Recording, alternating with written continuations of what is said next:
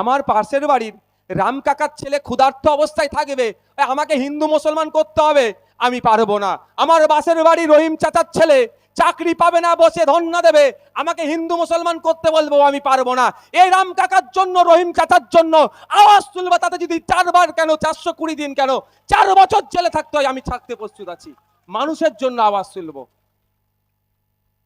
শুধু আমাদের বোঝানো কি হচ্ছে, ও হিন্দু, ও মুসলমান, ও খ্রিস্টান, ও দলিত, ও আদিবাসী।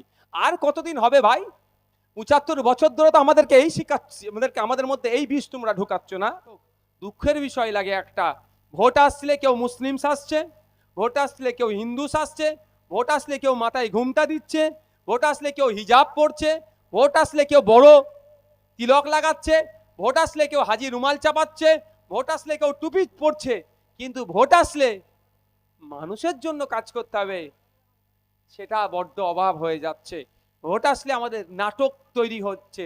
আমরা ইন্ডিয়ান সেকুলার ফ্রন্ট, আমাদের সারিয়ার ভাইকে নাটক করতে হবে না, ভোটের জন্য মাথায় তিলকও দিতে হবে না, ভোটের জন্য মাথায় টুপিও দিতে হবে না, ভোটের জন্য মাথায় হিজাবও লাগাতে হবে না। মানুষের কাছে চাইবো, মানুষ যদি আমাদেরকে ভোট দেয়, হিজাব যাতে সুরক্ষিত থাকে তার লড়াই যেমন করব, শাখাপালা খুলে যেভাবে টেট পরীক্ষার সময় আমার পশ্চিম বাংলার হিন্দু সমাজের মা বোনকে অপমান করেছে, যেমন বিরোধিতা করেছি, আগামী দিনেও যদি শাখাপালার দিকে এই রাজ্য সরকার থেকে কেন্দ্র সরকার তাকায়, তারও একইভাবে আমরা বিরোধী করব। এই লোকসভাতে কত মানুষ আছে? প্রায় 20 লক্ষ মানুষ আছে, ভোটার 15-16 লক্ষ। আচ্ছা, এই 15-16 লক্ষ ভোটার যদি পার্লামেন্টের সামনে গিয়ে বলে আমার এই শিক্ষার ব্যবস্থা চাই, আমার স্বাস্থ্যের মানে স্বাস্থ্য কেন্দ্র চাই, আমার বাস রুট চাই, আমার রেল রুট চাই, আমার ওই চাই, যেগুলো ভ্যালিড ডিমান্ড, যদি 16 লক্ষ মানুষ যে বলে, ক বছর লাগবে ভাই শুনতে? কত 100 বছর লাগবে বলা মুশকিল। তাহলে সেই জন্য কি হয়েছে, একটা জনপ্রতিনিধিকে পাঠানো হবে এই 16 লক্ষ মানুষের মধ্যে। ভারতবর্ষের এই লিমিটেশন ছিল 10 লক্ষ, ওটা বেড়ে এখন 16 লক্ষ হয়ে গিয়েছে, 15 লক্ষ 14 লক্ষ, ওটা 10 লক্ষের ওপরে চলে গিয়েছে। সারা দেশে 543 জনকে আমরা ভারতীয়রা ভোট দিয়ে সংবিধানের 341 নম্বর ধারা অনুযায়ী 18 বছরের ঊর্ধ্বে ভারতীয়রা ভোট দিয়ে পাঠাচ্ছি। কেন? আমার সর্বপ্রথম কাজ কি হবে একটা এমপির? আমাদের এই নির্বাচনী ক্ষেত্রের চাওয়া পাওয়া, অভাব, অভিযোগ যেইগুলো আছে সেইগুলো কি করা, পার্লামেন্টে তুলে ধরা। পার্লামেন্টে তুলে ধরবেন, যেই প্রধানমন্ত্রী হোক না কেন, যেই ডিপার্টমেন্টাল মিনিস্টার হোক না কেন, তাদের কাজ কি হবে সেটাকে নোট ডাউন করে এই সমস্যাগুলো সমাধান করা। দ্বিতীয় কাজ কি, পার্লামেন্টে যে বিলগুলো আসে, ওই পুঁজিপতিদের পক্ষে যদি এমন কৃষক বিল এসেছিল তার বিরোধিতা করা, সিএ নিয়ে এসে বিভাজনের রাজনীতি করছে, মানুষে মানুষে বিভেদ করার চেষ্টা করছে, স্বল্প মূল্যে না আপনার শ্রমিক ক্রয় করার চেষ্টা হচ্ছে ওই সিএ এর মাধ্যমে, এনআরসির মাধ্যমে।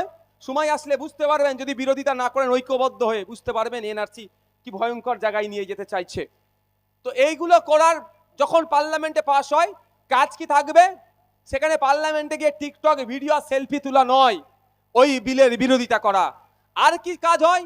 নতুন কোনো আইডিয়া আসলে সেই আইডিয়াকে ওই স্পিকার স্যারের মাধ্যমে কনসার্ন ডিপার্টমেন্টাল মিনিস্টারকে বা প্রাইম মিনিস্টারকে অ্যাড্রেস করা। এটা তো এমপিদের কাজ। দুঃখের বিষয়ের পরিবর্তে কি করছে, কে উপরাষ্ট্রপতিকে খিল্লি করছে, কে আমাদের রাজ্যের মুখ্যমন্ত্রীকে নিয়ে খিল্লি করছে, কে আমাদের দেশের রাষ্ট্রপতিকে নিয়ে খিল্লি করছে, এক কথায় নাটক করছে, না নাট্য মঞ্চ হিসাবে সেটাকে ব্যবহার করছে। তাই আমরা ইতিপূর্বে আমাদের এই জগৎবল্লভপুরের মানুষেরা, শ্রীরামপুরের মানুষেরা, আমার দাদু থেকে শুরু করে আমার পর্যন্ত 17 বার ভোট দিয়ে পার্লামেন্টে পাঠালাম, আমাদের কিছু লাভ হলো না। লাভ কাদের হচ্ছে? ওই দাদা দিদিদের লাভ হচ্ছে। আর ইনাকে 3 বার পাঠিয়েছি। সময় এসেছে এই 17 বার ভোট দিয়ে আমরা ব্যক্তিগত নয়, সমাজের জন্য চাইছি, কিছু ডেভেলপ করতে পারেনি।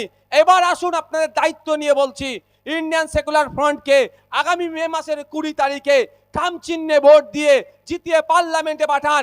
এই 17 বার জানা এই শ্রীরামপুরবাসীর জন্য আওয়াজ উঠেছে, একবার 5 বছরের জন্য গিয়ে তার থেকে কয়েক গুণ বেশি আওয়াজ তুলবে, মানুষের চাওয়া পাওয়ার কথা পার্লামেন্টে তুলে ধরবে। আমি ভাঙড়ের বিধায়ক, আমি এখন রিপিট করছি ভাঙড়ের দাবি নিয়ে। শিক্ষা, স্বাস্থ্য, কর্মসংস্থান, স্পোর্টস কমপ্লেক্স, লাইব্রেরি, রাস্তা, বাস, খালের উপরে কংক্রিটের বাঁধ, হিমঘর হয়ে গেছে। আমি এখন রিপিট করছি, দাবি আওয়াজ উঠছে, কিন্তু অপদার্থ হিংসুক সরকার। নওশাদ সিদ্দিকী তৃণমূলে গেলে লুফে নেবে, কিন্তু নওশাদ সিদ্দিকী মানুষের কথা বলছি, পছন্দ হচ্ছে না। কিন্তু ওদের শোনার অভ্যাস চলে গেলেও আমার তো বলার অভ্যাস ছাড়বো না। আমি তো বলতে এসেছি ভাই, এই বলার জন্য জেল খাটলাম 42 দিন। আপনাদের নাসির মাস্টার মশাই আছেন, মাস্টার সাহেবদেরকে হয়তো অ্যারেস্টও করে নিত। 42 দিন জেল খেটেছি মানুষের হয়ে কথা বলার জন্য।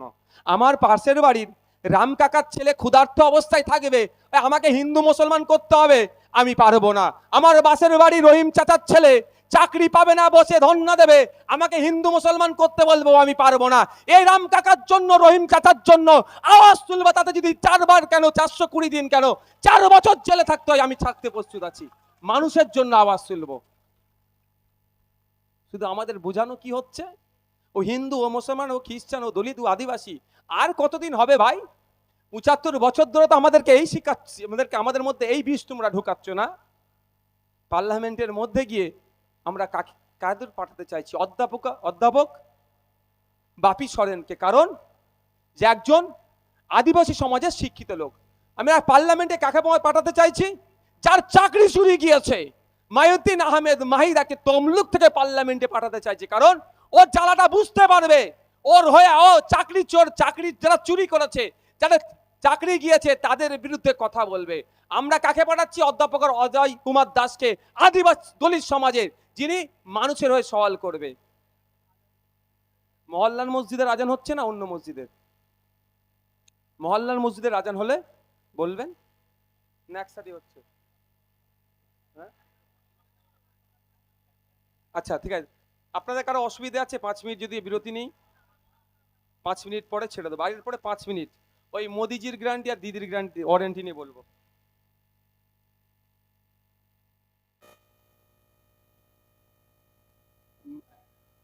মোদির গ্যারান্টি আর দিদির ওয়ারেন্টি আমরা বুঝতেই পারছি। দেখবেন একটা সময় ছিল 7 বছরের ওয়ারেন্টি বা গ্যারান্টি বলে পাখা টাকা হ্যান ত্যান, জানেন তো? বাড়িতে থাকতো না, আমরা ওই অত বছরের গ্যারান্টি বলে আমরা কি নিতাম অনেক ক্ষেত্রে। কি দেখেছি 7 বছর পরে না দোকান খোলা ছিল, যে দোকান থেকে মালটা কিনেছিলাম 7 বছরের পরে বা 6 বছরের মাথায় খারাপ হলে গেলে কি হতো? দোকান থাকতো তো আর দোকান খুঁজে পেতাম না, বা নিয়ে গেলেও দোকানদার বলতেন আমার মাল নয়।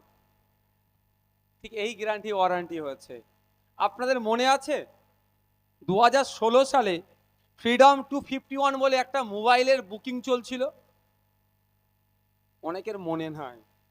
ফ্রিডম 251 নেটে সার্চ করুন, গুগলে সার্চ করুন। 2016 থেকে 2021 এর মধ্যে প্রায় 7,35,00,000 বুক হয়েছিল। দামটা কত ছিল এবার মনে পড়ছে কি আপনাদের? অনেকদিন হয়ে গেছে না, 8 বছরের কথা মনে পড়ছে না। এটা গুগলে গেলে বুঝতে পারবেন। হ্যাঁ, বুক হয়েছিল তো, অনেকে বুক করেছিলেন তো। কই গ্যারান্টি এখন কোথায়? ভ্রষ্টাচার হবে না, না খাউঙ্গা না খানে দুঙ্গা। যিনি যে বলেছিলেন এই 7,35,00,000 মানুষের যে বুকিং করেছিল পিস, কত টাকা রিটার্ন পেয়েছে বা কতজন মোবাইল হাতে পেয়েছে? Is this guarantee? প্রশ্ন করবেন না?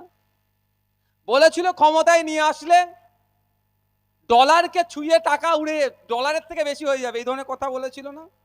লেটেস্ট গুগলে গিয়ে সার্চ করে দেখুন, এশিয়াতে যে সমস্ত রাজ্য দেশগুলো আছে, টপ 10টা দেশের টাকার বা কারেন্সির যে গুণমান, তার থেকে নিচে আমরা চলে গিয়েছি। সম্ভবত 21-22-এ আছি। 23টা কান্ট্রির মধ্যে আমরা 21-22-এর দিকে আছি, সেটাও ফেল করেছে। বলেছিল নোটবন্দির কথা, নোটবন্দিতে যদি সাকসেস না আমরা হয়, চৌরাস্তায় উনি কি বলেছিলেন, কি নিয়ে নেবেন আপনারা বলুন না, ভুলে গেছেন নাকি? চৌরাস্তায় বলেছিল নিয়ে টাঙিয়ে টেঙে। কিছু নোটবন্দির ফলে লাভ হয়েছে না লস হয়েছে? আপনাদের এলাকায় লেদের কাজ সব থেকে বেশি হয় তো ভাই, মানে এই এলাকাটাতে লেদের যারা কাজ করে তাদেরকে জিজ্ঞাসা করুন তো। এখন কাজ বেশি করতে হচ্ছে, কামাই কম হচ্ছে। যিনি বলেছিলেন, যার গ্যারান্টিকে আমরা আর ভরসা করতে পারছি না, আর ভরসাও করব না, যে ক্ষমতায় আসলে বিদেশে যে সমস্ত কালো টাকা আমাদের গিয়েছে ফিরিয়ে নিয়ে এসে 15 লক্ষ টাকা করে অ্যাকাউন্টে দেবে। 15 পয়সা তো আসেনি, উল্টে কি দেখেছি, আপনার আমার এই দেশ থেকে আপনার আমার পূর্বপুরুষের লড়াই, আত্মবলিদান, এই শ্রীরামপুরের বীর যোদ্ধা শহীদ গোপীনাথ সাহা, যিনি 20 বছর বয়স পার করেননি, 20-র আগেই দেশের জন্য জীবন দিয়েছেন, সেই শ্রীরামপুরের যিনি নাম সহ দেশের নামকে উজ্জ্বল করেছেন, ব্রিটিশদের বিরুদ্ধে লড়াই করে জীবনকে উৎসর্গ করেছিলেন, সেই শহীদ গোপীনাথ সাহারও কিন্তু আত্মত্যাগেরও সম্মানীরা দিল না। কি দেখলাম, এই দেশ থেকে ঋণ খিলাপির সংখ্যা বেড়ে গেল। এই 10 বছরে আরো কয়েকশো গুণ বেশি টাকা বিদেশে চলে গেল। তাহলে গ্যারান্টি আর থাকলো? আর যিনি ওয়ারেন্টি দিচ্ছেন, একটা একটা করে বললে সারা রাত পার হয়ে যাবে, তিনি কি ধরনের ওয়ারেন্টি দেন, তার ওয়ারেন্টির কতটা যুক্তি আছে, তার আমি একটা উদাহরণ দেবো, না দুটো দেবো, একটা দিলে হবে না। প্রথম কথা হচ্ছে, 2021 সালে নির্বাচনের সময় তিনি বলেছিলেন নন্দীগ্রামে নাকি তার উপরে কেউ হামলা করেছিল, তার পায়ে নাকি চোট হয়েছিল, পায়ে প্লাস্টার করে সারা ভোটের সময় তিনি হুইল চেয়ারে ঘুরলেন, মানুষের সিম্প্যাথি নিলেন, ভোট মানুষ দিল। কি গণনা কেন্দ্রে চুরি হয়েছে আর নতুন করে বলবো না আমি, কিন্তু দিনের শেষে তাদের হাতে বেশি সার্টিফিকেট আছে, তারা সরকার গঠন করেছিল। আজকে 2.5 থেকে 3 বছর হতে চলেছে, কে তাকে ধাক্কাটা মারলো? আমাদের রাজ্য